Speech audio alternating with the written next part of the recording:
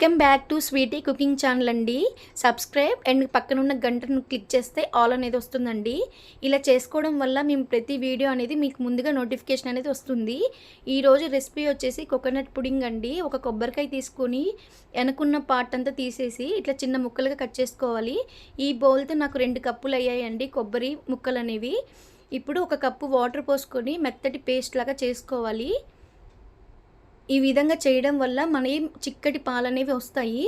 ఇలా మిక్సీ అయిన తర్వాత ఇంకో కప్పు వాటర్ అనేది వేసుకోవాలి. 2 కప్పుల కొబ్బరికి 2 కప్పుల వాటర్ అనేది సరిపోతుందండి. ఇప్పుడు ఈ పాలని మనం స్ట్రెయిన్ చేసుకుందాము.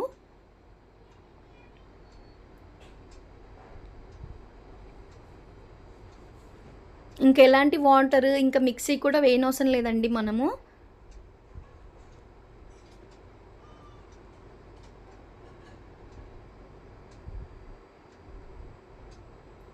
ఇలా మంచిగా మిల్క్ అనేది తీసేసుకోండి. ఇప్పుడు ఈ పొడిని కూడా వేస్ట్ చేయకండి.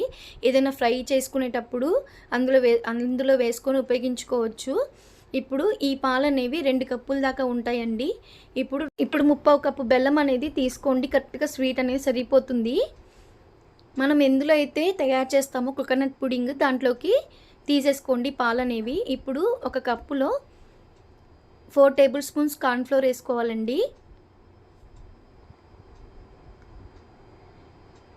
ఇట్లా వాటర్ కానీ మిల్క్ కోకోనట్ మిల్క్ ఉంటాయి కదా, అవి వేసుకొని ఇట్లా ఉండలు లేకుండా మిక్స్ చేసుకోవాలి. ఇప్పుడు ఇలా మిక్స్ చేసుకుందాన్ని పక్కన పెట్టుకొని ఇప్పుడు స్టవ్ వెలిగించుకొని మనం పాలు కాచే గిన్నెని పెట్టుకోవాలండి. ఇలా బెల్లం కరిగేంత వరకు పాలని వేడి చేసుకోవాలండి కలుపుకుంటూ. చాలా బాగుంటుందండి టేస్ట్ అనేది. ఈ విధంగా మీ పిల్లలకు కూడా చేసి పెట్టండి. ఇంకెప్పుడు ఇలా చెయ్యమ్మా అని అడుగుతారు తప్పకుండా. టేస్ట్ అంత బాగుంటుందండి. మనం ఇందులో షుగర్ కూడా వాడట్లే కదా, బెల్లం చాలా మంచిది కదండి, ఐరన్. పిల్లలకు కూడా హెల్దీ ఫుడ్ అండి. కొబ్బరి కూడా చాలా మంచిది కదా. చూసారా, ఇలా కలుపుకుంటూ మరిగించండి పాలు అనేది. బెల్లం మొత్తం కరిగిపోవాలండి. ఇప్పుడు చూసారా, బెల్లం అంతా కరిగిపోయింది.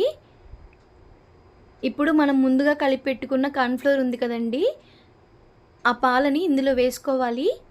ఇప్పుడు వేసుకున్నప్పటి నుంచి ఇంకా కలుపుకుంటూనే ఉండాలండి, ఎందుకంటే తొందరగా చిక్కపడిపోతుంది. అదే మనం ఈ రెసిపీని షుగర్తో చేస్తే చాలా త్వరగా అయిపోతుందండి. బెల్లంతో కదా కొంచెం టైం పడుతుంది.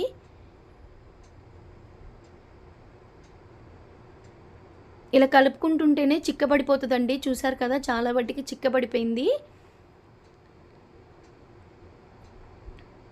మనం ఏ స్టేజ్లో తీస్తే అంత డిలీషియస్గా వచ్చిద్దండి పుడింగ్ అనేది.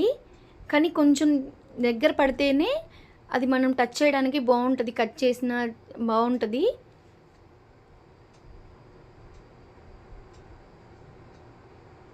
చూసారు కదా, ఇలా మంచిగా కలుపుకోవాలండి. చూసారా, ఇప్పుడు బాగా చిక్కపడిపోయింది. ఇలా చిక్కబడితే సరిపోతుందండి. ఇప్పుడు స్టవ్ కట్టేసుకొని వేరే గిన్నెలోకి తీసేసుకోవాలండి. నేను స్టీల్ గిన్నెలోకి తీసుకుంటున్నాను. గాజు బౌల్ ఏం వాడట్లేదండి. స్టీల్ బౌల్లో కూడా ఈజీగా వచ్చేస్తుంది. మనం ఆయిల్ అలాంటిది ఏం రాయనవసరం లేదు. ఇప్పుడు 2 టైమ్స్ ట్యాప్ చేసుకొని 2 అవర్స్ ఫ్రిడ్జ్లో పెట్టుకోవాలండి. నేను 2 అవర్స్ తర్వాత మీకు చూపిస్తున్నాను.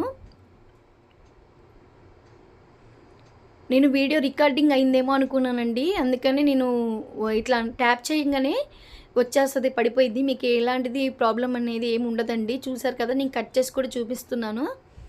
చాలా అంటే చాలా బాగుంటుందండి, చాలా డిలీషియస్గా ఉంటుంది.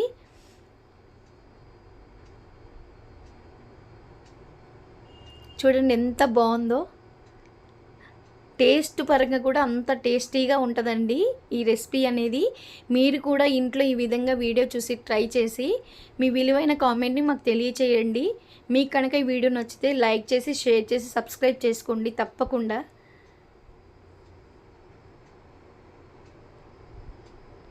చూసారా, ఎంతో ఎమ్మిగా ఉండే కోకోనట్ పుడింగ్ అండి, హెల్దీ వర్షన్లో. థ్యాంక్ యూ ఫర్ వాచింగ్ అండి.